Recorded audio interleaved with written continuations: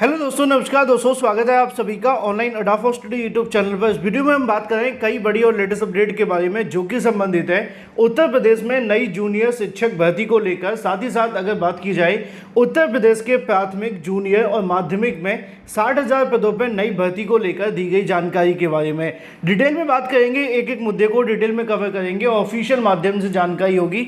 Real authentic जानकारी के लिए चैनल को सब्सक्राइब करके बेल आइकन को दबा लें और वीडियो को लाइक कर दें, जिससे कि आपको रियल ऑथेंटिक जानकारी ऑनलाइन अड्डा फॉर स्टडी यूट्यूब चैनल के माध्यम से मिलती रहे।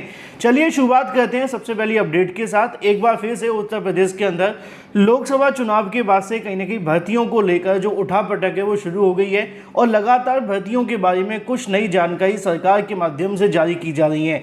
अब अगर बात की जाए उत्तर प्रदेश में नई जूनियर शिक्षक भर्ती को लेकर या बात की जाए प्राथमिक, जूनियर और माध्यमिक स्कूलों में 60,000 पदों पर नई भर्ती के बारे में, और साथ ही हम बात करें ऑफिशियल आदेश के अलावा सितंबर तक नियुक्ति के बारे में और नई नियमावली को लेकर क्या अपडेट है, इन मुद्दों को लेकर जानकारी दी गई है। लेकिन इसी के साथ एक जानकारी एडेड जूनियर भर्ती को लेकर भी है, जिसका विज्ञापन पिछली बार 1894 पदों पर निकाला गया था। मैंने आप सभी को 2 दिनों से भर्तियों के बारे में जानकारी दी एडेड जूनियर को लेकर, तो वहां पर सबसे ज्यादा जो सवाल था वो पुरानी एडेड जूनियर को लेकर था, क्योंकि बड़ी संख्या में बीएड और बीटीसी करने वाले अभ्यर्थियों ने इसमें आवेदन किया था और अब तक 3 साल हो चुके हैं इस भर्ती को, लेकिन किसी को भी नौकरी नहीं मिली है। अभ्यर्थियों का पूछना ये है कि मामला कहां से लटका हुआ है और कब तक ये पूरा होगा या पूरा होगा भी कि नहीं। असल में ये जो मामला है वो प्रबंधकों की वजह से लटका हुआ है। इसके बारे में जानकारी मैंने आपको दिखाई भी थी, जिसमें प्रबंधक नहीं चाहते हैं कि शिक्षक भर्ती के माध्यम से पद भरे जाएं और प्रबंधक और सरकार के बीच में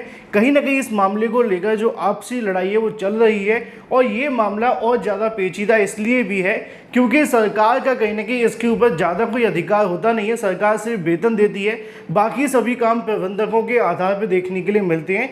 इसी वजह से जो पुरानी एडेड जूनियर शिक्षक भर्ती निकाली गई थी, उस भर्ती के लिए अभी आपको लंबा इंतजार करना पड़ सकता है।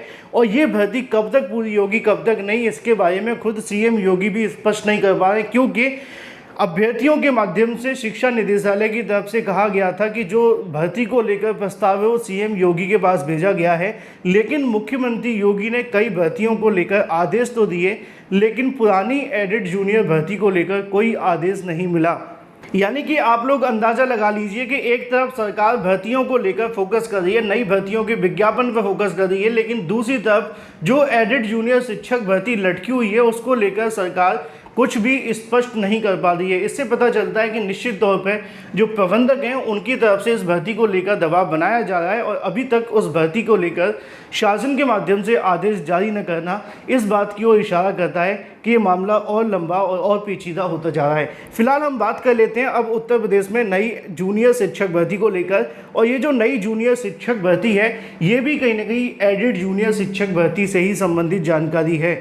अब कुछ अभ्यर्थी कहेंगे सर पुरानी भर्ती तो पूरी नहीं हुई, नई भर्ती के बारे में जानकारी, बिल्कुल नए पदों को लेकर जानकारी मिल रही है और नए पदों को भरने के लिए भी प्रोसेस मिल रहा है। मैंने आपको पहले भी बताया था कि इन पदों को भरने के लिए सरकार के पास में बहुत सारे कहीं ना कहीं जो पर्याप्त संसाधन मौजूद हैं, चाहे वो शिक्षा सेवा चयन आयोग हो या इसके अलावा पीएनपी। लेकिन अगर पुरानी भर्ती को क्लियर कर दिया जाए तो भर्ती आ जाए तो बेहतर होगा, अदरवाइज पुरानी भर्ती को जो विवाद हैं वो खत्म नहीं हो रहे तो रद्द करते हुए नए विज्ञापन में पदों को जोड़कर विज्ञापन जारी कर दें।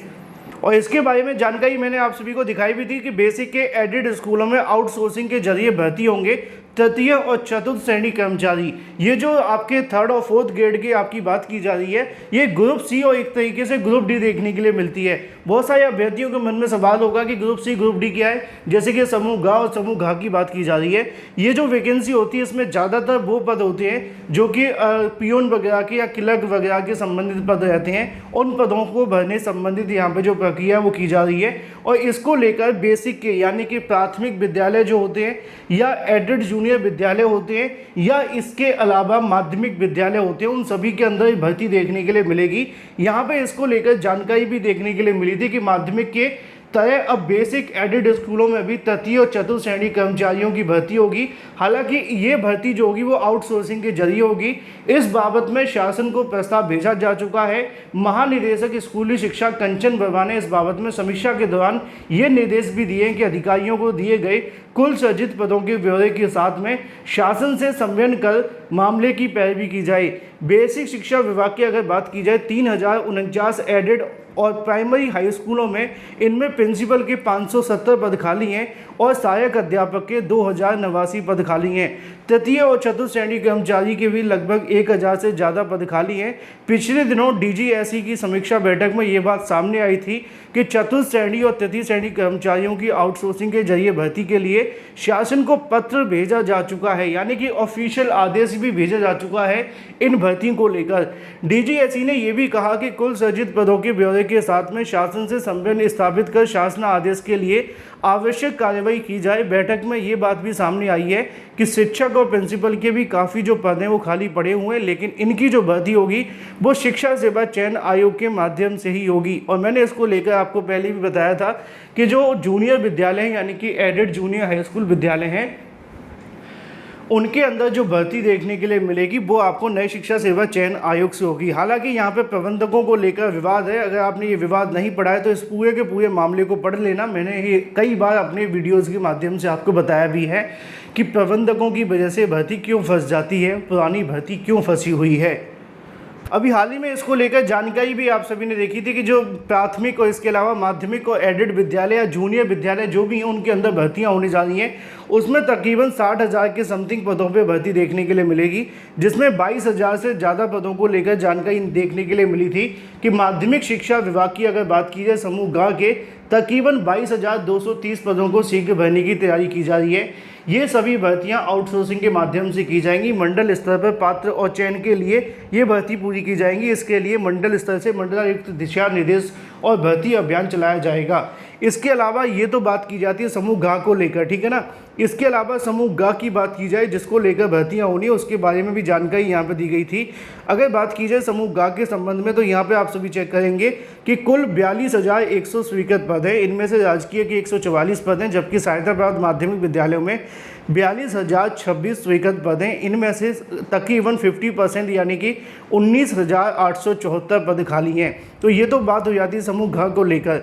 लेकिन समूह ग की बात की जाए तो यहाँ पे आप देखेंगे कि अगर बात की जाए सरकार की ओर से नियमावली तैयार की जा रही है। शिक्षा चयन आयोग की परिधि से इधर जितने भी समूह ग के रिक्त पद हैं उन्हें भी कहीं न कहीं निर्धारित प्रक्रिया के माध्यम से भरा जाएगा।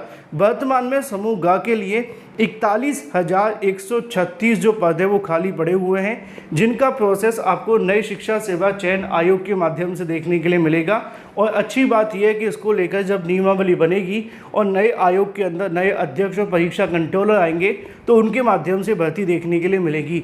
तो उत्तर प्रदेश के प्राथमिक, जूनियर और तमाम विद्यालयों के अंदर इन पदों को भरे जाने को लेकर जो प्रक्रिया है वो शुरू कर दी गई है, जिसमें तकरीबन समूह ग और समूह घ की बात की जाए तो 60,000 पदों पर भर्ती होने जा रही है। इसके संबंध में ऑफिशियल आदेश भी जारी कर दिया गया है।